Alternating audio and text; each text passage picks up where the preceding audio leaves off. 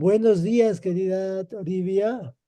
Te agradezco por esta oportunidad que nos brindas para conversar sobre la situación política en Bolivia a partir de tu experiencia, de tu quehacer diario y el quehacer de tu colectivo y de los espacios de representación en los que tú te desenvuelves cotidianamente. Dinos primero, por favor, eh, Toribia, algo de ti, Bueno, brevemente, por yo, supuesto. claro, bueno, para empezar, estimado Boris, la verdad quiero agradecerte mucho por tomarme en cuenta, ¿no? En el programa y también, sobre todo, en estas resistencias que llevamos adelante. Y ese tomar en cuenta realmente a los líderes, a los defensores de derechos, nos revitaliza, nos refuerza, nos ayuda mucho a seguir en este camino porque son tantas cosas que están pasando y necesitamos que alguien nos, o sea, que a alguien le interese lo que estamos haciendo y sobre todo que nos dé ese aliento, ¿no? Y ese aliento es justamente a partir de estas entrevistas. De eso te agradezco mucho. Bueno. Entrando ya a presentarme, mi nombre es Toribia Leroquispe, yo soy una activista indígena que ya son más de 30 años que estoy en los activismos, ¿no? Particularmente en defensa de los derechos de los pueblos indígenas, los derechos humanos y en eso voy. Desde muy jovencita me involucré al movimiento indígena. Mi organización se llama Consejo Nacional de Aylus y Marcas del Collazo y Conamag.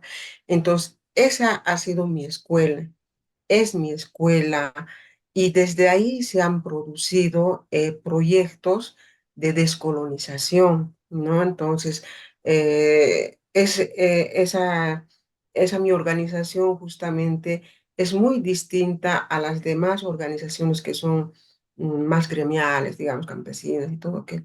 Entonces, el CONAMAG para mí es realmente mi vida, ¿no? Lo que ha forjado en mí. Entonces yo creo que sí tengo mucha deuda con el CONAMAG, porque el CONAMAG no solamente es sigla, sino es la representación de las naciones y pueblos indígenas de Bolivia, ¿no? Que llevan adelante una lucha anticolonial, una lucha ancestral, una lucha heredada de nuestros ancestros y ancestras, ¿no?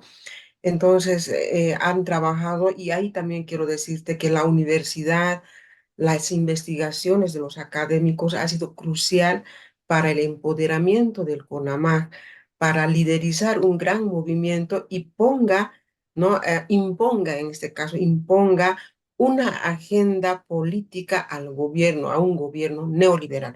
Obviamente, conjuntamente con pueblos de la Amazonía, de quienes no debo olvidarme porque son aliados naturales de la causa indígena en Bolivia.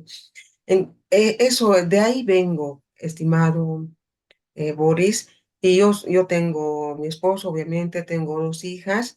No es fácil, obviamente, el liderazgo, y no es que como mujer quisiera victimizarme, no, sino que vivimos en países, también nuestras naciones indígenas son altamente machistas.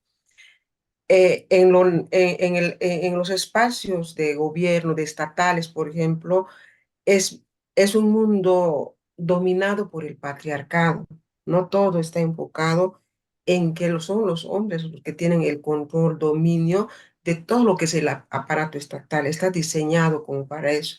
Las mujeres cabemos poco y generalmente renuncias por decir, a muchos privilegios de mamá, de mujer, de hermana, de madre, de amiga, ¿no?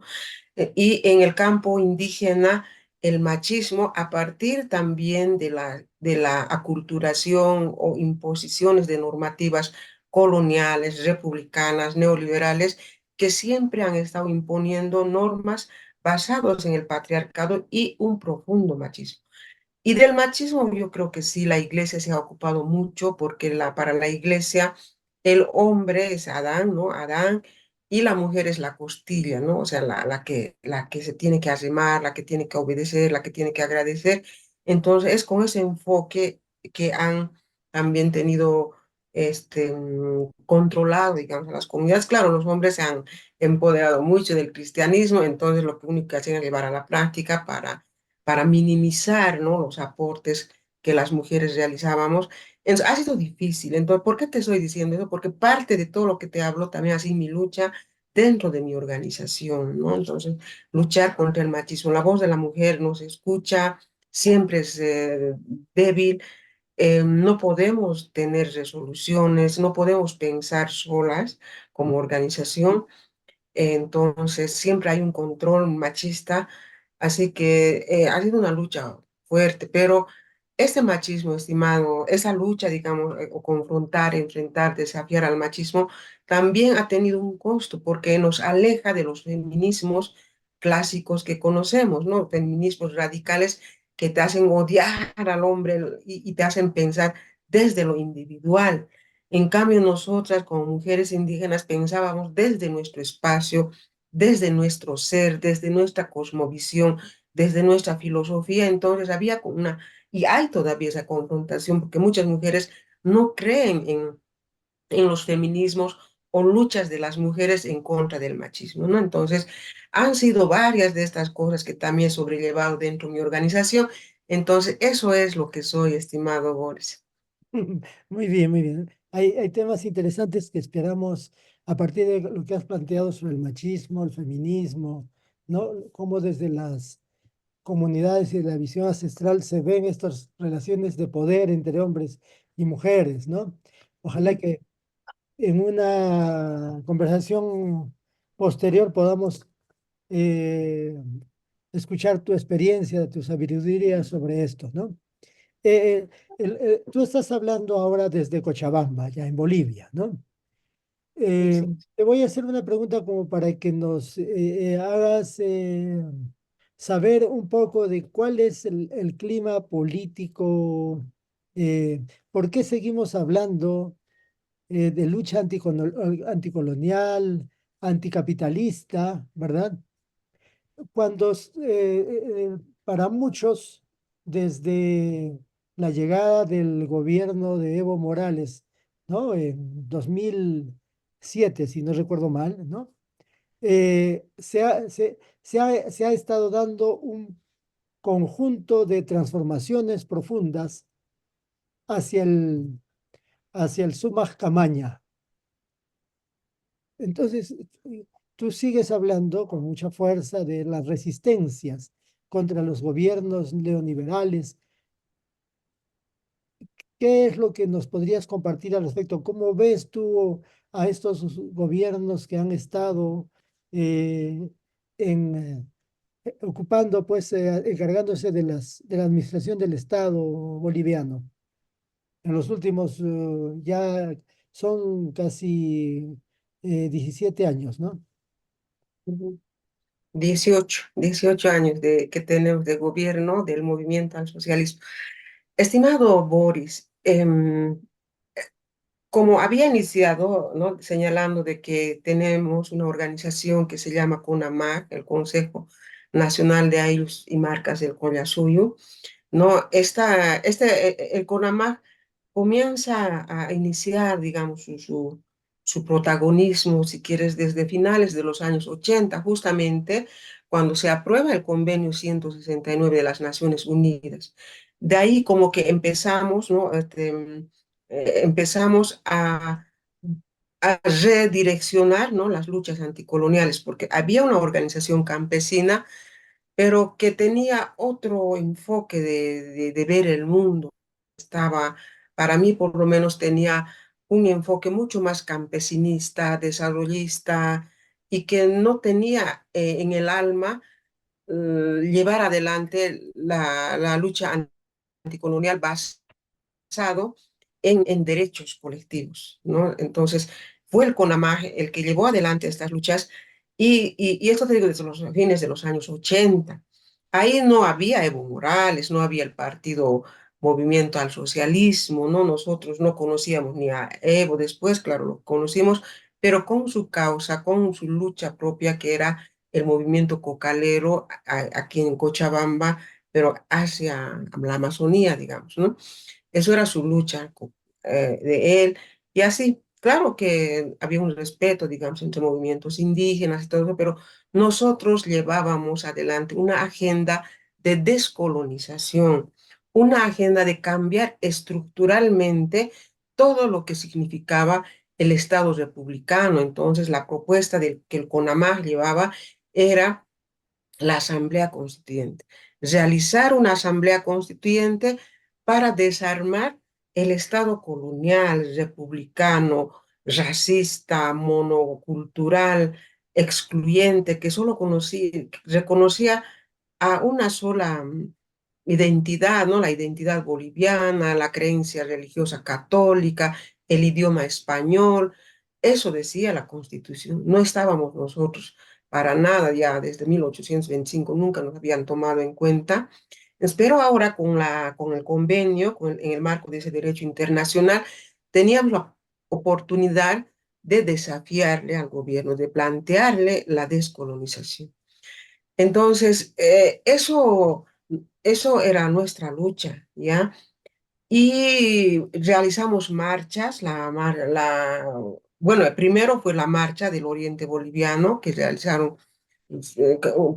que es una marcha de más de 600 kilómetros, más de un mes que transitan los hermanos de la Amazonía en los años 90, 1990, mira, 1990 está aquícito, está a 30 años y más, no más, Aquícito nomás, sí. aquí nomás. Sí. Pero en 1990, Boris, Bolivia no sabía, el pueblo boliviano, que mayor vivimos en la región andina, que incluye valles, ¿no? No conocían así ni el Estado reconocía ni veía que existían más de 36 naciones y pueblos indígenas. Esta primera marcha nacional, ¿no?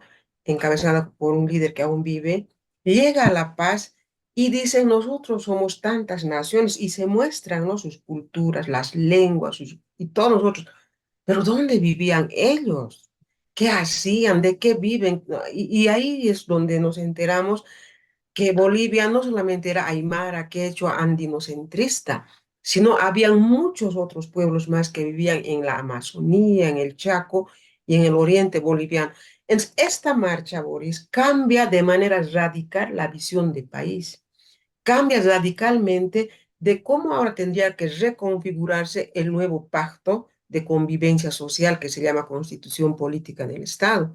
No podemos seguir engañándonos porque estos hermanos demandaban territorio, demandaban dignidad. En nosotros esas veces hablábamos de tierra, pero ellos demandaban territorio. Entonces, al demandar territorio, el Estado no reconocía pues territorio, simplemente tierras y otras cosas. En lo que ellos estaban planteando ahí ya de inicio, la reforma de la constitución política del Estado. Y es así que se realiza la primera reforma constitucional y se reconoce la multietnicidad en Bolivia, las distintas lenguas, las distintas organizaciones. Dos artículos de la Constitución se reforman, nada más, ¿En qué año pero fue esa eso? marcha vale. ¿En qué año? 1990, la primera marcha nacional de 1990, ¿no? Incide en la reforma constitucional que incorpora derechos de los pueblos indígenas en el marco del Convenio 169. Ahí no existía Evo Morales. Entonces, así se va encaminando con esa ley que reconoce los territorios indígenas por primera vez, ¿ya? Y nosotros decimos, pero a nosotros nos ven como campesinos, pero como estamos reconstituyendo el ayllu, ¿no? El ayllu es la semilla, lo que ha quedado de la colonización, el territorio ancestral, el ayllu, es un modelo de organización, dijimos, pero tenemos el ayllu y vivimos en el ayllu, tenemos nuestros autogobiernos.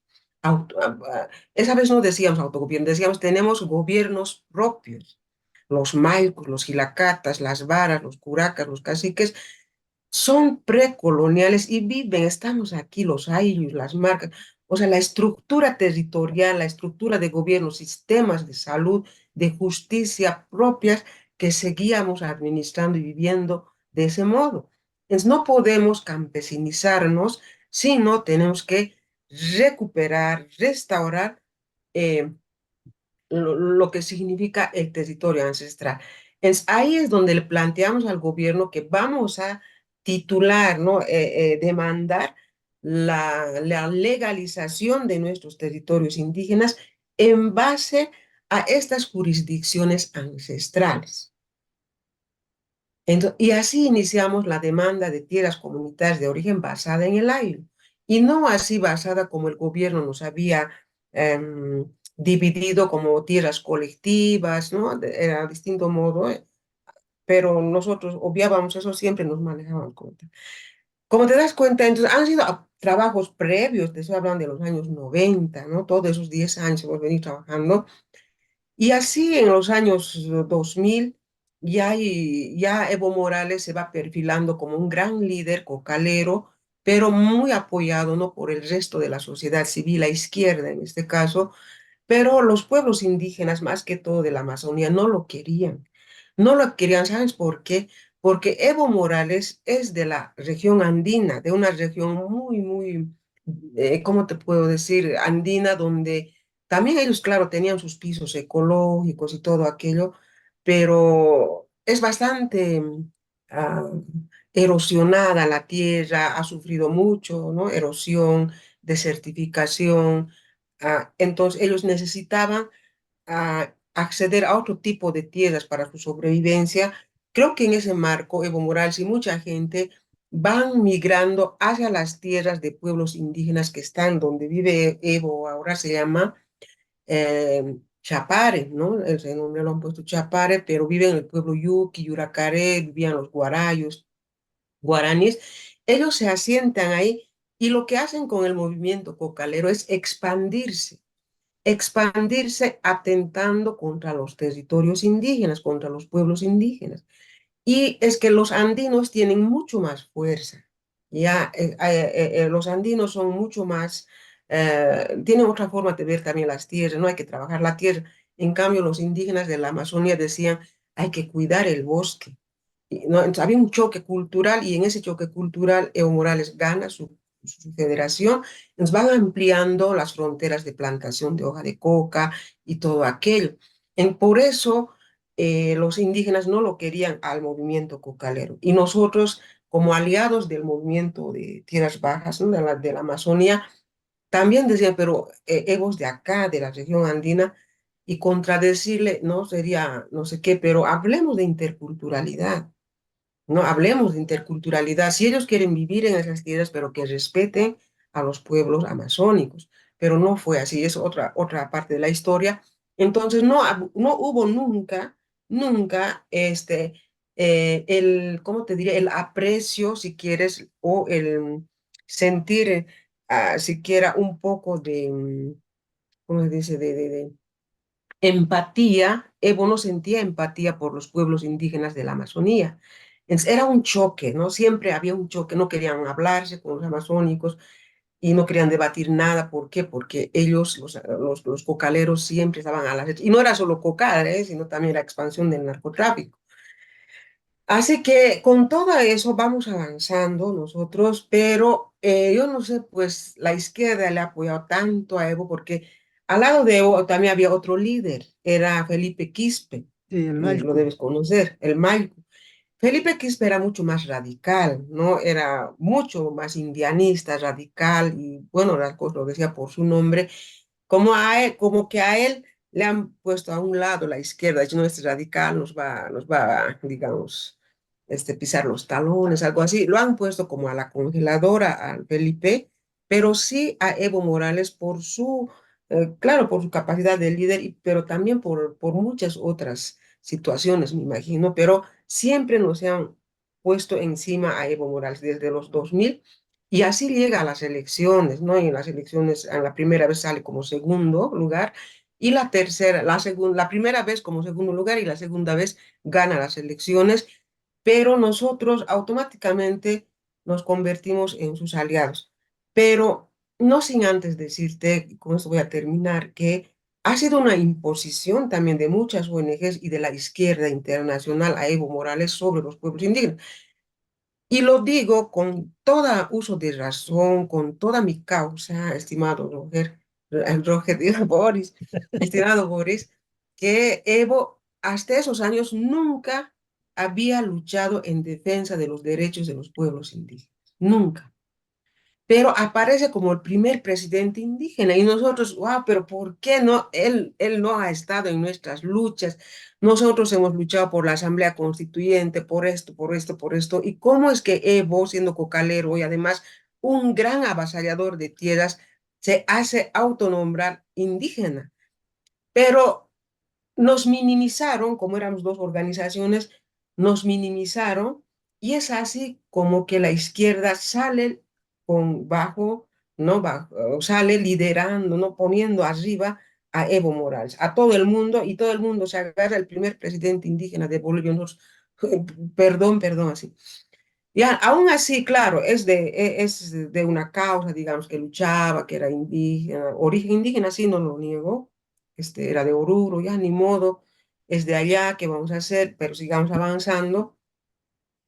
Pero poco a poco, y hay esto más quiero decirte, y no quiero dejar de mencionar, es que ellos, Evo Morales, tiene un partido político, ¿no ves? Se llama IPSP más, Instrumento Político para la Liberación de los Pueblos, ¿no? Y Soberanía. IPSP más Movimiento al Socialismo, pero más lo manejan más, como sigla, ¿ya?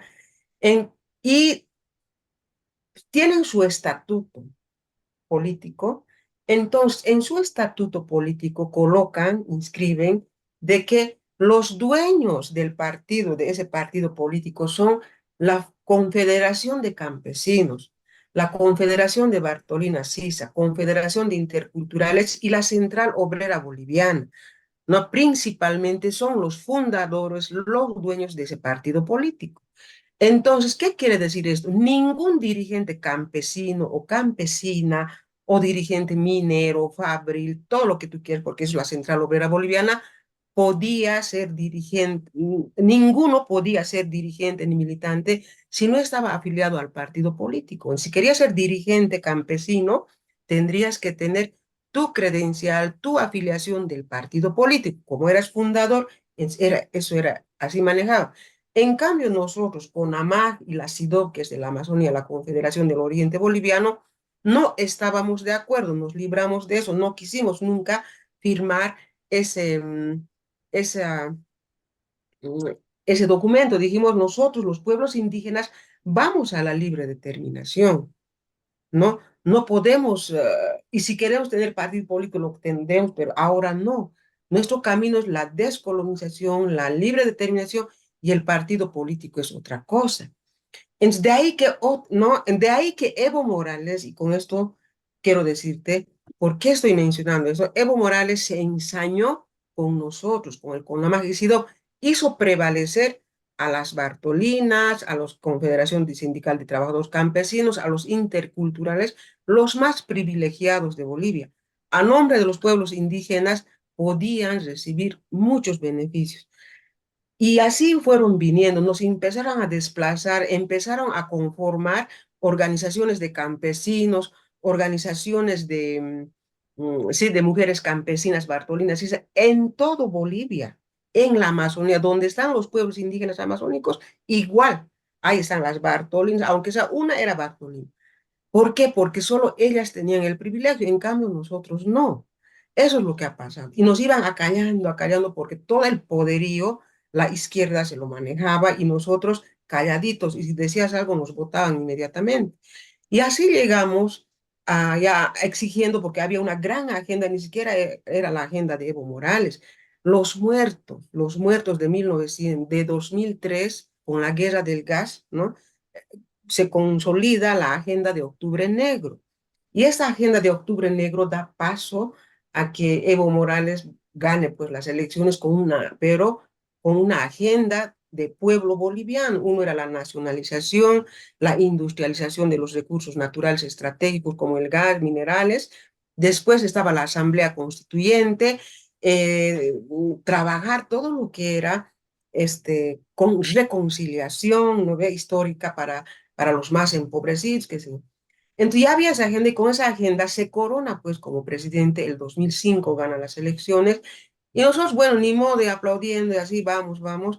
Y llegamos a 2006 era una agenda nacional. Evo no se iba a negar a hacer la Asamblea Constituyente y vamos a la Asamblea Constituyente. Y lo bueno es que para la Asamblea Constituyente se aprueba la Declaración de las Naciones Unidas sobre los Derechos de los Pueblos Indígenas, de la ONU, ¿no? El 2007. Entonces, coincide, entonces inmediatamente, claro, lo aprueban como ley y también se incluye al trabajo de la Asamblea Constituyente.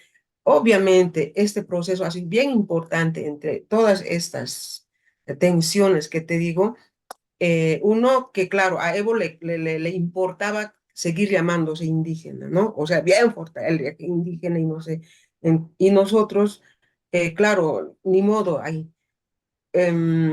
Y tenía que llevar nomás la agenda, así que tenemos un capítulo especial para pueblos indígenas, se aprueba como ley del Estado, ¿no? La declaración.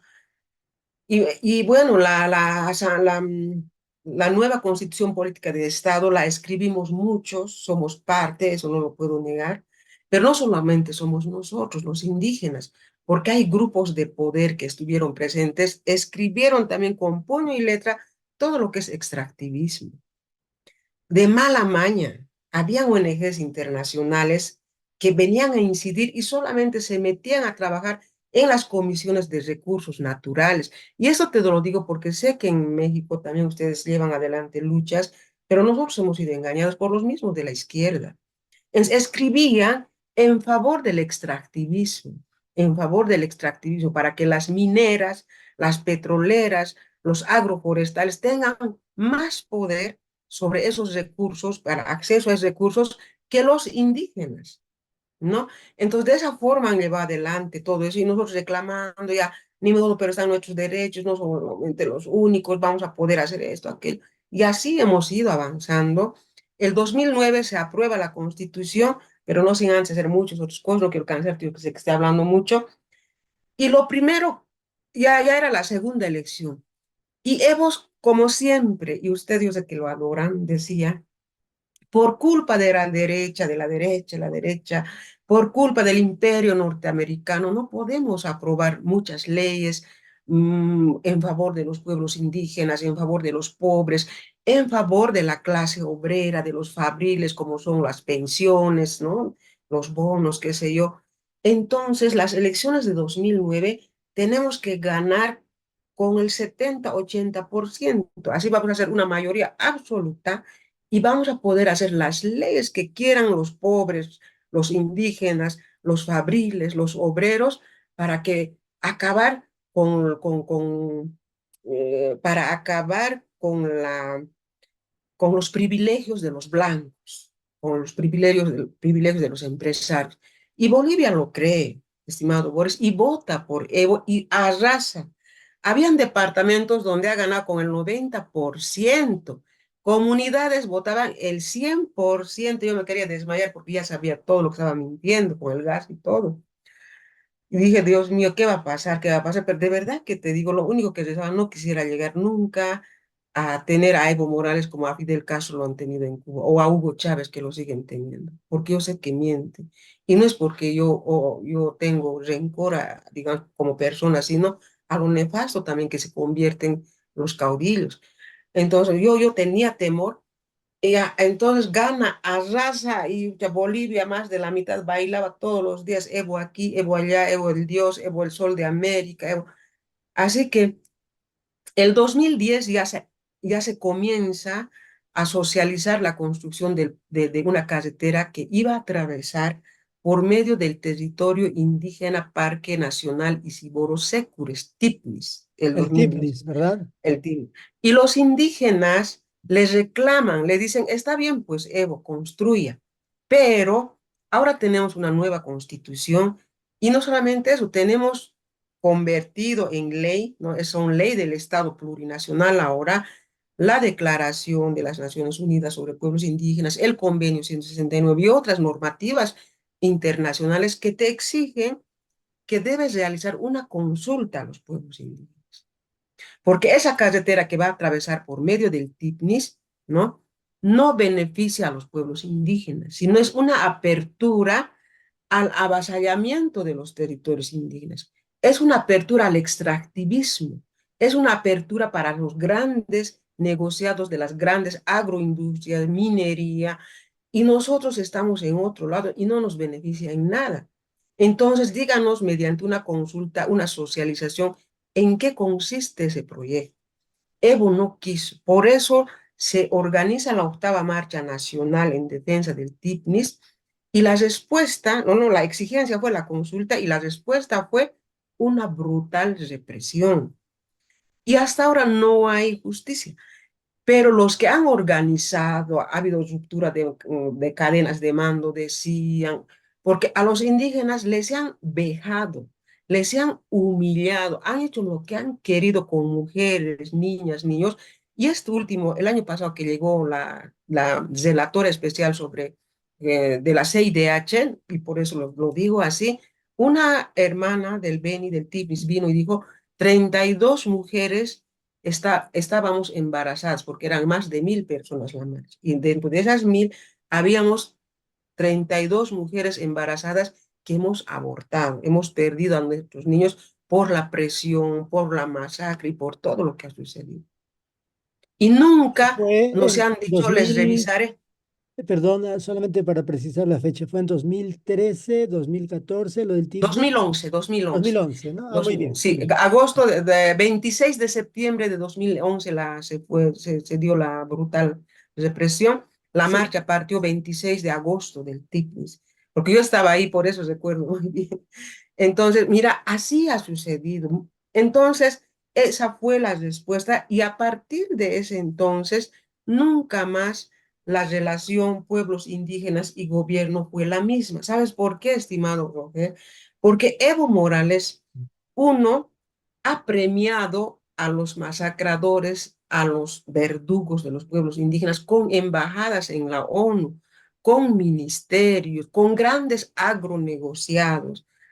Les ha dado de todo, ascenso a generales y a todo. Ya. Pero no solamente eso, ¿sabes qué es lo que ha hecho?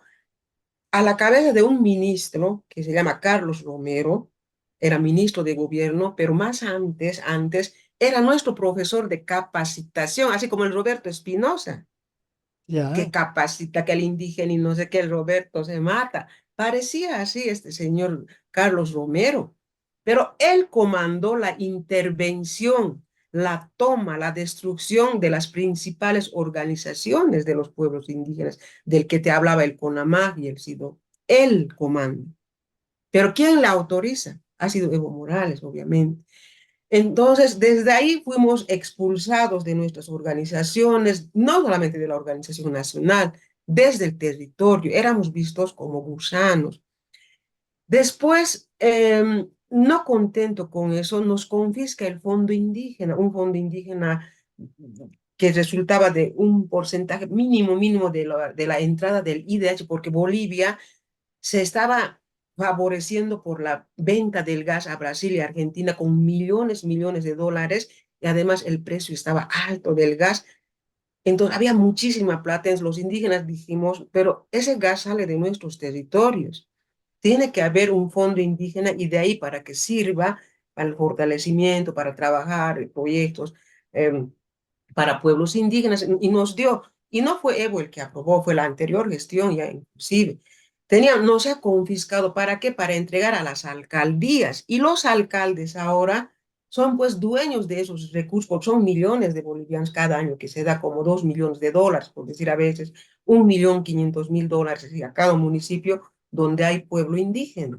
Se lo otorga y el alcalde hace lo que le da la gana, porque no informa a los indígenas. A ese nivel llegó. Y después, ni siquiera solo eso, querido, ¿no? Comenzó a desnaturalizar, a manipular, a maniobrar una de las mejores leyes de hidrocarburos que tuvo Bolivia y en comparación al resto de los países, porque fue una de las mejores leyes de hidrocarburos que incorporaba el derecho a la consulta de los pueblos indígenas y el acceso a beneficios, la participación de beneficios. Los pueblos indígenas podían exigir participación de beneficios, podían exigir consulta vinculante.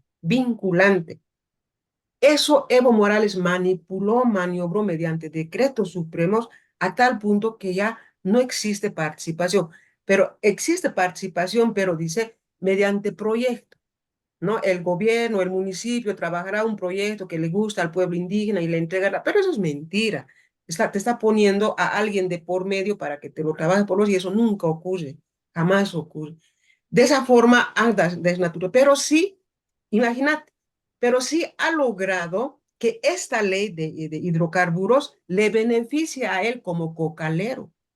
Y recientemente, el anteaño pasado, han logrado beneficiarse con 11 millones de bolivianos, casi como 2 millones de dólares, por compensación, porque hay unas rutas que estaba atravesando un tendido eléctrico, si no me equivoco.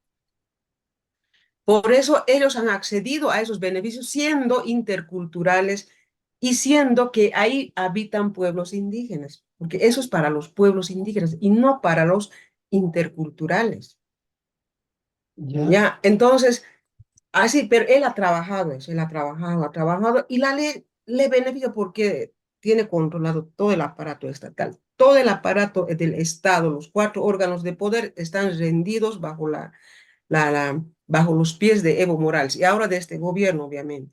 No había, Roger, en todos esos años, no había Boris, un solo Boris. funcionario, no había un solo funcionario, una sola autoridad, digamos, tribunal de constitucional, magistrados de los altos tribunales de justicia, de las altas cortes de justicia y todo. No había uno solo que no haya recibido la bendición de Evo Morales.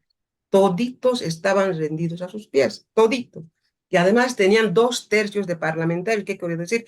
Evo Morales, su gobierno no necesitaba de la oposición para aprobar leyes. Entonces, todas las leyes nefastas se han ido aprobando con él. Entonces, no puedes decir, pues, de la derecha, la izquierda, el imperio, no. Ellos, así, con su mano han aprobado leyes en contra de la naturaleza, después que nos han confiscado el fondo indígena, han desnaturalizado la ley de hidrocarburos, han aprobado leyes para incendiar los bosques, leyes para acaparar tierras mediante avasallamiento de tierras. La ley minera que permite realizar actividad minera en ríos, en cuencas, en todo lo que tú quieras, donde sea. Y además pueden traspasar los límites del área del contrato minero que tienen. Ahorita estoy revisando justamente la ley minera. Es realmente nefasto. Las mineras en Bolivia operan a diestra y siniestra, queridos Roger, no pagan ni un centavo, ni un Boris, solo centavo de la Boris. utilización del agua. Me estás diciendo Roger. Ay, Boris, ni un centavo pagan del agua. Entonces, todo eso han ido haciendo en los 14 años de gobierno. Después hay una interrupción, obviamente, por esta de la crisis política que se ha vivido, y nuevamente recuperan el poder para dar continuidad con Cenegas. Entonces, todas esas leyes en contra de la naturaleza, en favor de los extractivismos, ahora mismo hay 3 plantas de biodiesel, hay casi 1 millón de autos indocumentados, pero que el gobierno mismo les autoriza el acceso a combustible subvencionado, ¿no? Entonces, hacen de todo, de todo. Eso, desde 2015 prácticamente nosotros nos hemos vuelto a recuperar entre mujeres y hemos hecho cadenas, redes para visibilizar lo nefasto que estaba haciendo él. Pero también estábamos a punto de huir del país. Yo quería irme de Bolivia entre 2015 y 16 porque ya no se puede respirar. La gente, porque como tenía mayoría, la gente te miraba como a un leproso. Me miraban, me decían, tú eres de la derecha, tú eres vendepatria, tú eres traidora de Evo Morales, no mereces vivir en este país. Así nos trataban. Y no solamente a mí, a muchas de las hermanas que éramos defensores de derechos, y a las ONGs eran 2 o 3 que estaban sobreviviendo, y ya en una reunión dijimos, tendremos que ir de ese país, pero ¿dónde? Yo decía Argentina, no sé, pero me tengo que ir porque mis hijas sufrían, mi esposo sufría, la familia sufría, porque yo ya no podía hablar con nadie porque es, en el barrio donde vivía, la gente no me quería. Me decían que yo era enemiga y que debería irme del barrio. Íbamos a mi comunidad, en mi comunidad me decían, si vas a seguir aquí, no vamos a tener proyectos, no vamos a tener obras y tienes que irte de la comunidad. Entonces, ¿dónde más iba a estar roja? Y no era solo mi condición, eran de muchos. Por eso Adolfo Chávez, que era de la CIDOC, se ha tenido que ir a esconder entre Perú y Ecuador, ha estado como 2, 3 años viviendo. Algunos han estado en la cárcel. Teníamos que hacer de escondidas recolectas para pagar un abogado, para viajar, para ir a verlos a nuestros hermanos que estaban en la cárcel o escondidos por un tema que también Evo Morales sabía armar casos, le gusta armar casos a Evo Morales, y de eso, ¿y sabes cuál fue un suspiro? Y esto quiero decirte, el suspiro fue el 2016, porque después del el 2015, las elecciones de 2015, Evo Morales vuelve a arrasar en el país, más del 60% tenía. O sea, el control total, absoluto nuevamente del Estado, entonces era para irse. Yo no sé, pues es que también existen las buenas energías, ¿no? Un alto, yo creo mucho en eso. Evo Morales se le ocurre llamar a referéndum. Dice, quiero saber si el pueblo me quiere o no. Y para tener una reelección indefinida. Yo dije, no, Dios mío, ¿qué vamos a hacer? Hicimos campaña, yo me metí ahí a hacer campaña en contra de él, ¿no? Pero me metí en la ciudad, porque en la ciudad hay mucha gente indígena igual que sufría también así. Tenemos que votar por él, ¿no? Este hombre se tiene que ir algún día, ¿sí? Y ganó el no. Y yo quería morirse el Evo porque él siempre, como tenía el 67% del control de sus diputados, senadores, qué sé yo, él pensaba que el 70% le iba a decir sí, pero le dijeron no. Y por eso bajó la guardia y un poco de suspiro para nosotros, para seguir armando nuestras denuncias ante la... ¿Y por qué menciono lo político y esto? Porque no se pueden separar, no se pueden separar. Para mí, ¿no?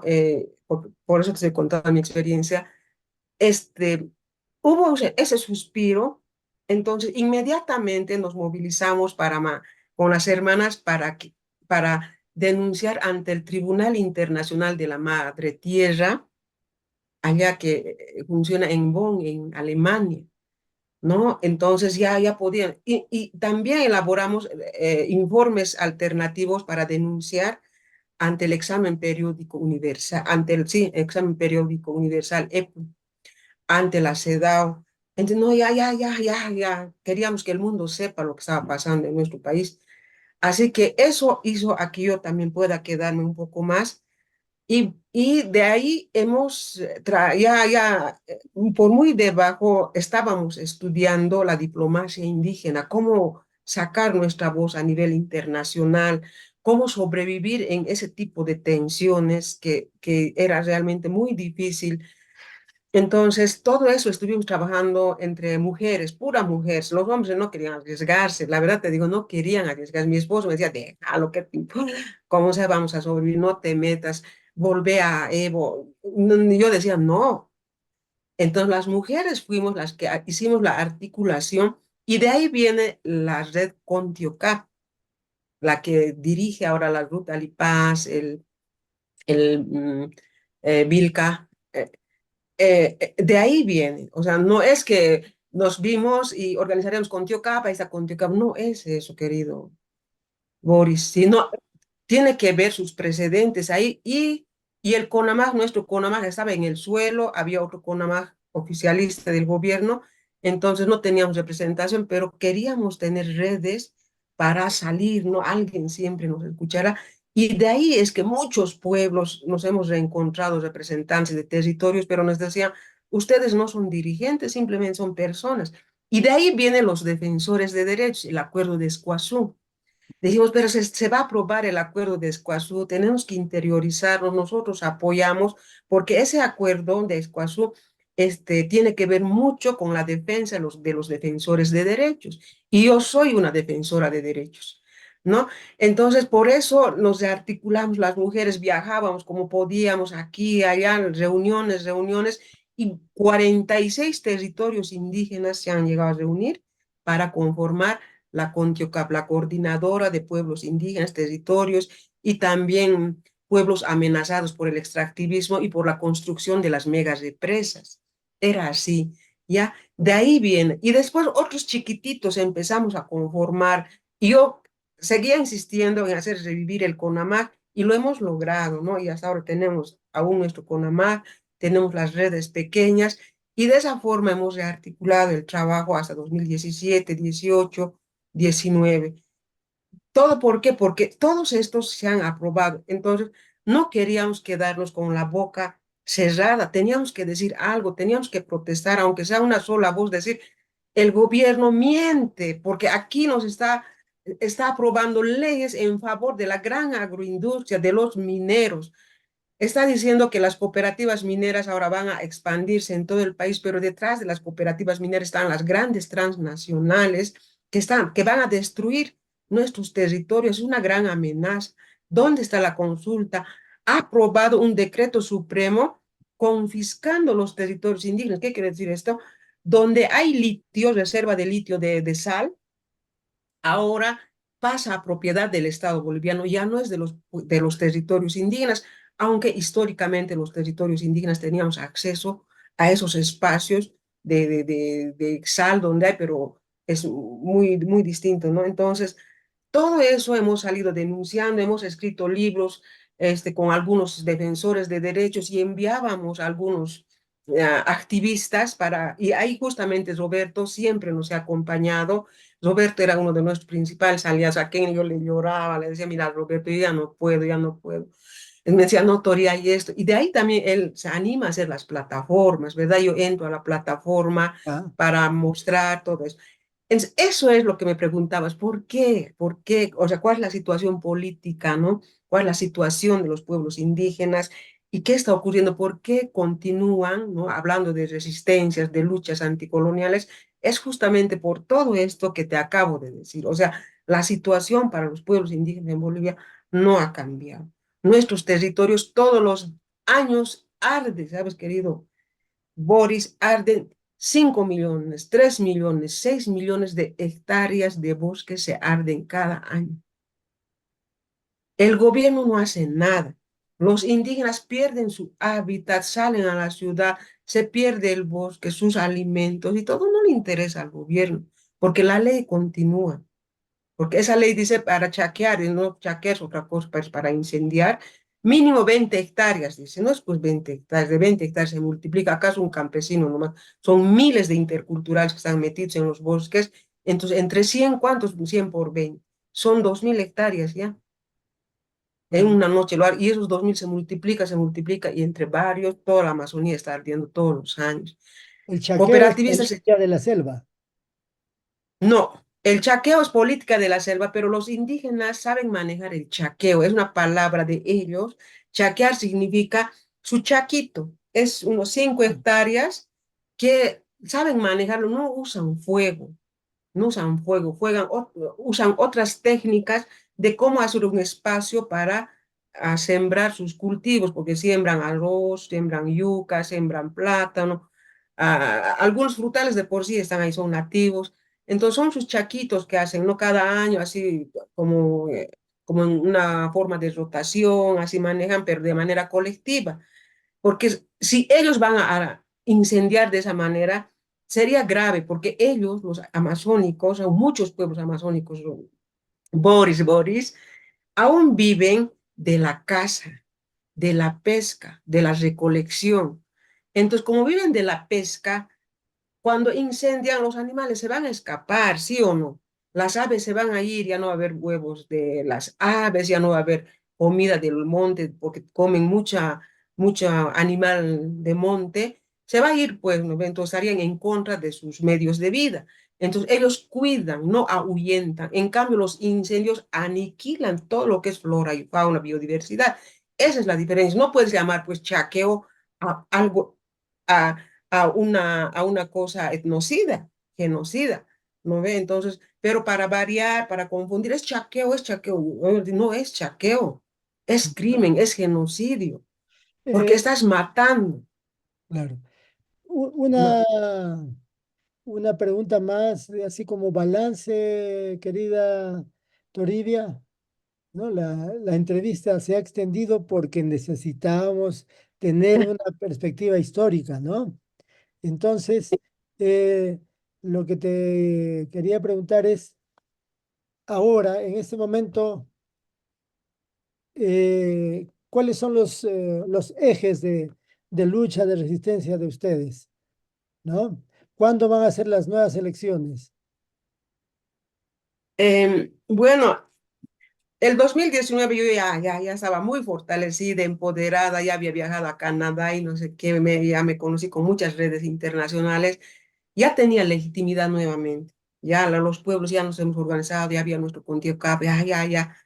Pero de repente soy invitada para ser candidata de diputada. Entonces yo digo, pero ¿qué voy a hacer ahí adentro si ahí roban, esa gente es mala y no sé qué? Pero las mismas hermanas me dieron como, ideas, ¿no? Propuestas. Dijimos, el Parlamento también que se convierte en una trinchera de lucha para nosotros.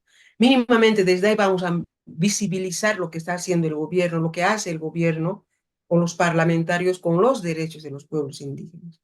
Entonces, justamente esa fue mi labor, entrar, llegar a los territorios para fiscalizar, para inspeccionar los territorios, en qué situación se encuentran, qué están haciendo las mineras, el tema de los autogobiernos, por ejemplo, cómo están avanzando, y hacer balances y dar información a las hermanas, todo eso, ¿no? Entonces se ha convertido en una trinchera de lucha. Ahora, yo creo que sí, Roger, creo que yo no sé ese nombre, ¿no?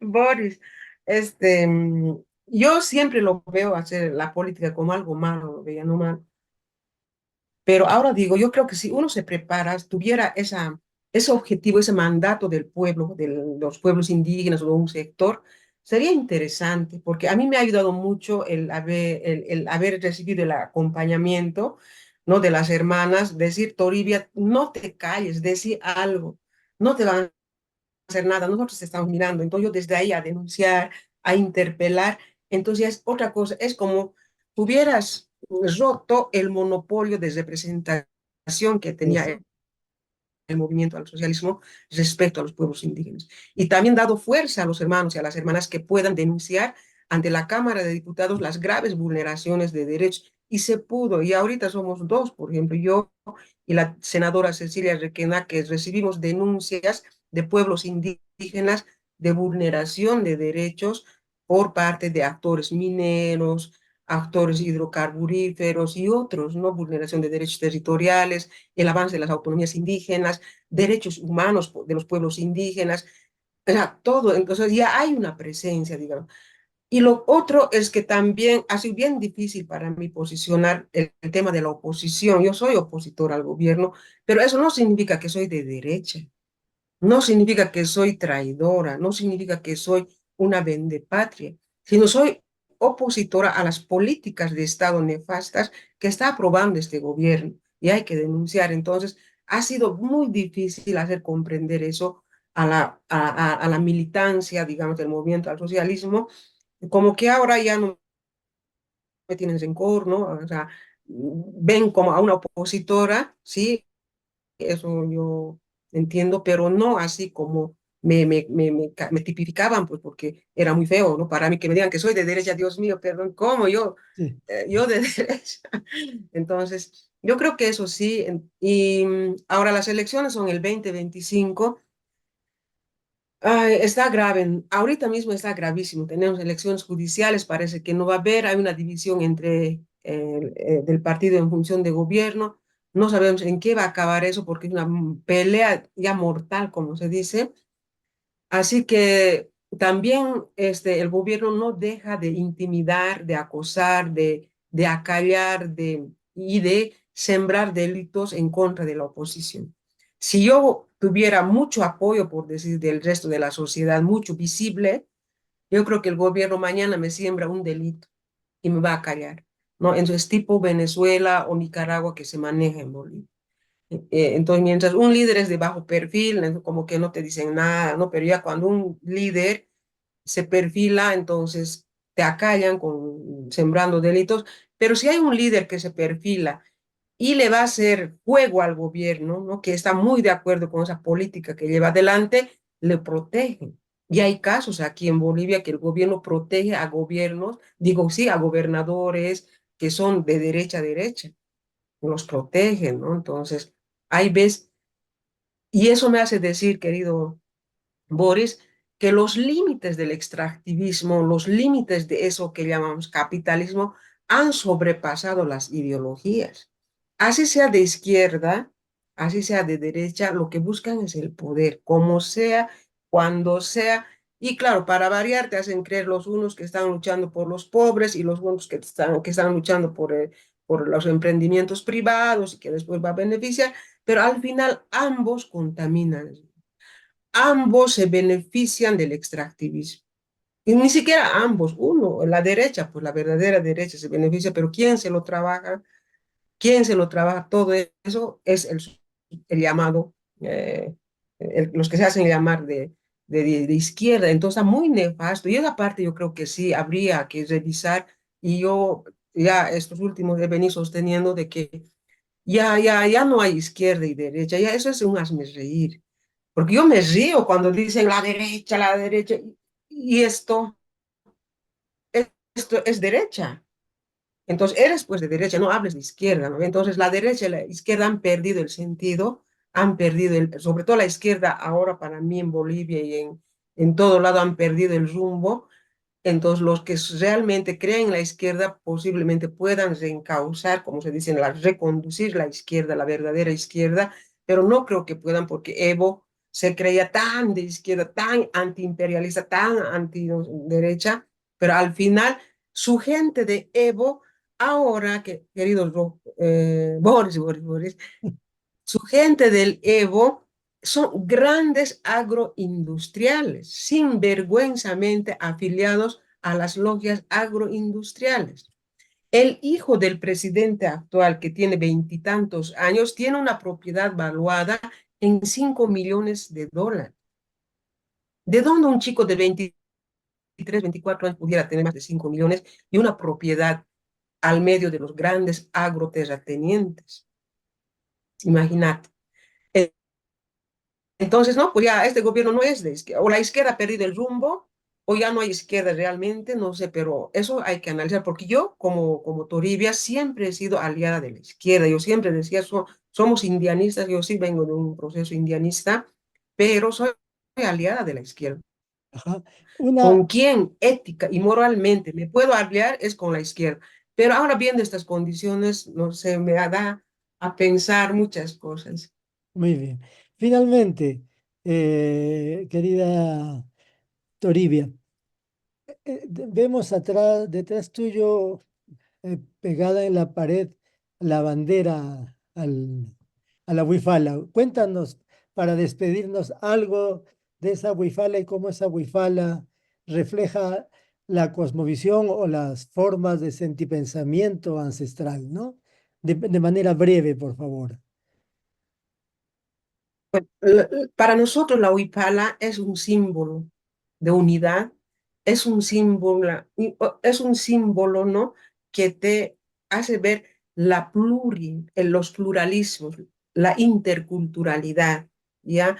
Entonces te ayuda a trazar puentes de interculturalidad, el respeto que debemos tener entre todos y todas. Entonces, la huipala es un símbolo de unidad, ¿no? Aquí dentro de la huipala, para nosotros es pues es un todo, ¿no? Y también es un símbolo cuando flameas la upala, siempre es un símbolo de pacificación, ¿no? De reconciliación. Y reconciliación no en el sentido de que te vas a abrazar con el asesino de tu hija o con el violador de tu prójimo, no, no, sino la reconciliación en el sentido de justicia. Entonces, eso es la huipala para nosotros. Nuestros abuelos nos han dejado con eso y bueno, nosotros con todo el sentimiento que tenemos, lo manejamos en ese sentido, pero y quisiera que se lo maneje así, que se lo vea como el símbolo de los pueblos indígenas de unidad, de interculturalidad, de pluralismos y sobre todo de reconciliación. Muy bien, querida eh, Toribia. Esta ha sido la introducción a una serie de conversaciones que vamos a tener para tratar de conocer a partir de tu experiencia cuál es la situación política y cuáles son las por dónde van de manera más concreta las luchas cotidianas de los movimientos de resistencia en Bolivia, especialmente de los movimientos de indígenas e indígenas, ¿no? Eh, la gran agenda que tenemos ahora, Boris, es la defensa del territorio. El territorio lo es todo para nosotros, ¿no? Las mujeres, los hombres. Entonces vamos batallando todos los días en defensa del territorio. Y justo la lucha por la tierra, por el territorio, es pues desde la llegada de los españoles, ¿no? Yo creo que esa fuerza, esa lucha ha hecho a que no perdamos nuestros espacios territoriales, que son nuestros espacios de vida. Y lo tenemos que seguir haciendo, pero veo ahora que hay mucho más mucho más amenaza por el tema del extractivismo. Es que el mundo necesita muchos recursos mineralógicos, recursos naturales para estas tecnologías, ¿no? Que hay del avance tecnológico y también para saciar la sed, digamos, de los consumismos. Entonces, las amenazas son más siempre en nuestros territorios y yo creo que en algún momento esta agenda del territorio tiene que ser a nivel de Latinoamérica y no solamente como territorio indígena, sino también el tema de los recursos naturales no es competencia solamente de los pueblos indígenas, es de todos los estados. Y los estados están siendo tan permisibles con el saqueo de esos recursos naturales y la devastación del medio ambiente. Y el medio ambiente tampoco solamente es para que vivan los indígenas en un ambiente sano. El tema del medio ambiente tiene que ver con el agua, tiene que ver con el aire que respiras, tiene que ver con el futuro de tus generaciones. Y por eso yo creo que nuestra agenda está ahora más en esa búsqueda de alianzas, búsqueda y también fortalecimiento de las alianzas que tuvimos antes de 2011 con las universidades, particularmente la universidad, las facultades de agronomía, medio ambiente, biología. Hay carreras sociales, por ejemplo, sociología, antropología, que sí apoyaban, pero de un tiempo a esta parte no se han abandonado. Evo Morales es tan cruel, hasta las universidades estaban amenazadas de pronunciarse en favor de los pueblos indígenas, defensores del territorio, pero ahora, como están divididos, hay esa posibilidad, pero yo creo que son 18 años, ya son demasiado como para seguir escuchando mentiras. 5 años sí, pues se le puede decir, ya son 5 años, no se puede hacer nada en 5 años, la derecha es fuerte. Ya 10 años la derecha sigue, ¿no? 15 años, no, ya nadie te cree, pues la derecha. 18 años peor, todavía nadie te cree porque sigues robando, sigues mintiendo, ya no. Entonces, como que la gente se abre y está dispuesto a poder defender el medio ambiente, ¿no? Desde el medio ambiental, porque no son indígenas, pero sin pueblos indígenas no hay medio ambiente tampoco. Así que hay que hacer esas búsquedas de aliados y fortalecer esas redes de alianzas a nivel nacional, internacional, y que en adelante podamos tener una agenda internacional, ¿no? Por ejemplo, con esto cierro, he ido al foro, como te decía, yo he ido sola, era que les diga pues a nuestro grupo, estoy yendo y ya me hubiera encontrado con alguien así para poder participar en algunas reuniones, qué sé yo. Pero yo he ido muy suelta, algunos han ido también sueltos nomás, ¿no? Pero había un gran grupo, una gran mancha del Fondo Indígena de América Latina y el Caribe, el FILAC, ¿no? Después hay otro, la ICMIA, por ejemplo, que son grandes redes internacionales latinoamericanos que sí manejan muy bien estas agendas, pero no pasa nada. ¿Por qué? Porque quien maneja el FILAG, querido Boris Marañón, es la Mirna Cunigan, Nicaragua. Y en Nicaragua están exterminando pueblos indígenas y ella es la mayor y mejor aliada de Daniel Ortega y Rosario Murillo. Esa clase de gente maneja el Fondo Indígena de América Latina y el Caribe. Esa gente maneja mujeres indígenas organizadas, ¿no? Y también están ya de la corriente del Evo Morales, de la corriente correísta, corriente kirchnerista. Todas las izquierdas ahorita son dueños de todo lo que es la agenda latinoamericana de pueblos indígenas, supuestamente, pero cuando les ves, lo único que hacen es defender sus pequeños privilegios de proyectitos que les siguen. Nada más, ahí acaba. Y familias enteras que se meten ahí llorando aquí, llorando allá, y ya se hacen aprobar un proyecto y ahí termina. Y dinero hay, porque yo el día que estuve han hecho una rendición de cuentas, 400, 4.000 millones de dólares creo que destinan anualmente a nivel mundial para pueblos indígenas. Y son grandes programas de cambio climático, Red Más, dicen, y no sé qué, y no sé qué, y no sé qué. Son harta plata que destina Naciones Unidas para los pueblos indígenas. No es poca plata. Entonces, estos dineros deben manejar pues las grandes organismos internacionales como es la FAO, la UNICEF, el UNFPA, ¿no ve? Hay varios organismos multilaterales. Creo que por ese medio se maneja y también hay otros. Por ejemplo, en Europa hay ahorita programa de empresas y desarrollo. Yo ese Ah, he conocido, pero se beneficia con dineros del fondo, que es del foro permanente, que es de cuestiones indígenas. No sabemos esas cosas y por eso yo creo que sí, en algún momento tendríamos que abordar estos temas para tener incidencia internacional. Es bien importante y no caer en las trampas de algunos angurrientos de poder. Yo no digo que la izquierda es malísima, porque yo he leído un poquito, me parece que tiene mucha lógica, por ejemplo, pero que lo manejen de esa forma ya pues es otra cosa, ¿no ve? Entonces, lo mismo pues con los indígenas, hay indígenas muy corruptos que yo sé que hay muchos indígenas que son muy buenos, pero hay otros que se venden y se venden por nada. Entonces, pero yo creo que sí es posible hacer una red internacional, conocer estos mecanismos, hacer seguimiento y en algún momento hacer incidencias internacionales como han sabido hacer también, ¿no? Muchos hermanos que ya ahora están un poco envejecidos también. muy bien.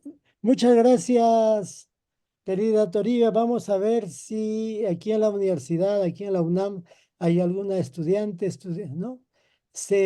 Que se interese en ver cómo se ha manejado de manera mundial o en América Latina el fondo indígena, ¿no? Y Sí, sí, sí. nos vamos a poner en contacto contigo para seguir conversando sobre eso y ver la posibilidad de otras entrevistas más. Te agradezco, querida Toribia, y te voy a avisar cuando la revista esté publicada. Oh, gracias, gracias. Te comento que posiblemente vaya a México para las elecciones. Ah, muy bien. Hay una red que me invita, red de control electoral, se llama. Creo que a nivel Latinoamérica hay unos 10 este, veedores electorales internacionales. Hay uno que, claro, es de los estados, pero hay otros que son independientes, pero que tienen estatus, digamos, ¿no? De participar.